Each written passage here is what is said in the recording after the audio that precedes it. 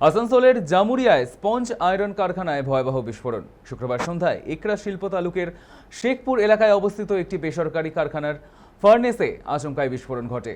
এই ঘটনার ফলে আহত হন একাধিক শ্রমিক। স্থানীয়দের সহযোগিতায় একাধিক শ্রমিককে উদ্ধার করে হাসপাতালে ভর্তি করা হয়েছে। খবর পেয়ে ঘটনাস্থলে পৌঁছয় জামুরিয়া থানার পুলিশ বাহিনী এবং রানীগঞ্জের একটি দমকলের ইঞ্জিন। তারপর শুরু হয় দ্রুত উদ্ধার কাজ। ঘটনাকে ঘিরে কারখানা চত্বরে ভিড় জমান স্থানীয় বাসিন্দা ও বিভিন্ন রাজনৈতিক দলের প্রতিনিধিরা। স্থানীয় বাসিন্দাদের দাবি, বিস্ফোরণের শব্দ এতটাই তীব্র ছিল যে গোটা শেখপুর গ্রামে আতঙ্ক ছড়িয়ে পড়ে। জানা গিয়েছে, বিস্ফোরণের অভিঘাতে স্থানীয় কয়েকটি বাড়িতে ফাটলও দেখা দেয়।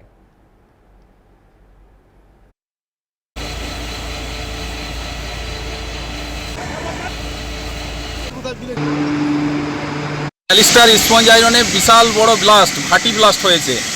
আমরা মোটামুটি 1 কিলোমিটার 1.5 কিলোমিটার দূর থেকে বিশাল আওয়াজ হয়।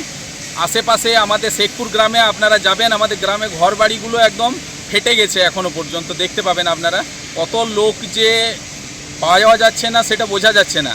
অনেক লোক এখনও পর্যন্ত নিরুদ্দেশ। আমরা গ্রামের লোকজন মিলে কিছু জনকে উদ্ধার করলাম, মোটামুটি 3 জনকে উদ্ধার করে হসপিটালে পাঠানো হয়েছে।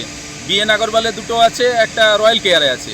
তো এমএলএ স্যারকে ফোন করেছিলাম, উনি অ্যাম্বুলেন্স পাঠিয়েছিলেন, আর পুলিশরাও এসেছে। এখনও পর্যন্ত কতগুলো বডি যেন সম্পূর্ণ ক্ষতিপূরণ পায়, এমনকি আশেপাশে যে ঘর বাড়িগুলো ভেঙে গেছে সেইগুলোরও যেন কোনো ব্যবস্থা